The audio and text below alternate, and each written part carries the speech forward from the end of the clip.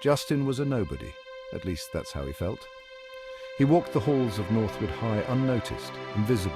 It was like he was a ghost. No one really saw him. He longed for friends. He dreamed of someone to share secrets with, someone to laugh with. Mostly he dreamed of Ebony. Ebony with her long flowing hair and eyes that sparkled like diamonds. She was everything he wasn't, popular, confident, and always surrounded by friends. Justin knew she barely noticed him. He was just another face in the crowded hallway. But someday he hoped she would see him, really see him. One day he decided to take a different route home from school. He was tired of seeing the same old things, the same old faces. He craved something new, something different. The path led him through a small grove of trees he'd never noticed before. The sunlight filtered through the leaves, creating a dappled pattern on the ground. And that's when he saw it, a wishing well. It was old and weathered, covered in moss and vines. But it was definitely a wishing well. Justin knelt down, peering over the edge. Could it be real? Could it actually grant wishes? He closed his eyes and thought about Ebony. He imagined her smiling at him, talking to him, laughing with him. He wanted everyone to like him, but especially Ebony. He wanted her to see him as someone special. Taking a deep breath, he whispered his wish into the well. I wish everyone would like me, especially Ebony. He tossed a pebble into the well. He waited. Nothing happened. He sighed. It was just a silly old well. He stood up, brushing the dirt from his knees. As he turned to leave, a strange sensation washed over him.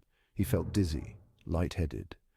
The trees around him seemed to spin. He reached out a hand to steady himself, but it was too late. He collapsed to the ground.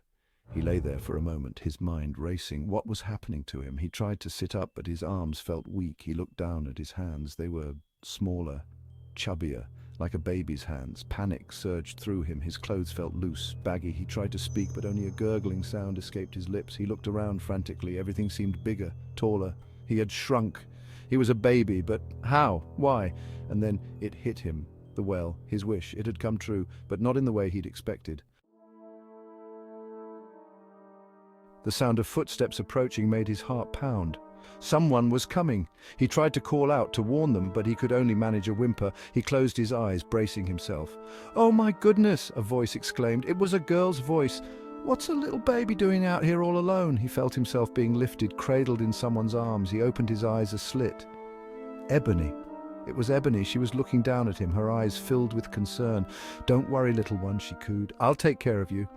She held him close, stroking his hair. He wanted to shout, "It's me, Justin, don't you recognize me?" But all that came out was a soft gurgle. Ebony took him home with her. She fed him from a bottle, changed his diaper, and sang him lullabies. He hated it. Every touch, every cooing word was torture. He was trapped inside a baby's body, his teenage mind screaming to get out. Days turned into weeks. Weeks turned into months. Ebony was a natural. She adored Justin, showering him with love and affection. She read him stories, played peekaboo, and pushed him around in a stroller. Everyone loved baby Justin. He was the cutest, most well-behaved baby they'd ever met. His wish had come true. Everyone did like him, especially Ebony, but he couldn't enjoy any of it. He was trapped, a prisoner in his own body. He longed to tell Ebony the truth, but he couldn't. He was a baby, and babies can't talk. He spent his days watching, listening, and learning. He learned that wishes can be dangerous. He learned that getting what you want isn't always what it's cracked up to be. As he grew older, he began to understand that reversing the wish might take years. Years. He would have to wait to grow up all over again. He would miss out on so much. High school, dating, driving. But there was nothing he could do about it. He had made his bed, and now he had to lie in it, or rather lie in his crib.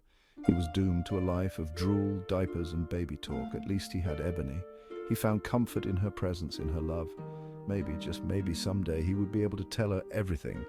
But for now, he was stuck. Justin learned a valuable lesson that day, a lesson he would never forget. Be careful what you wish for, you just might get it.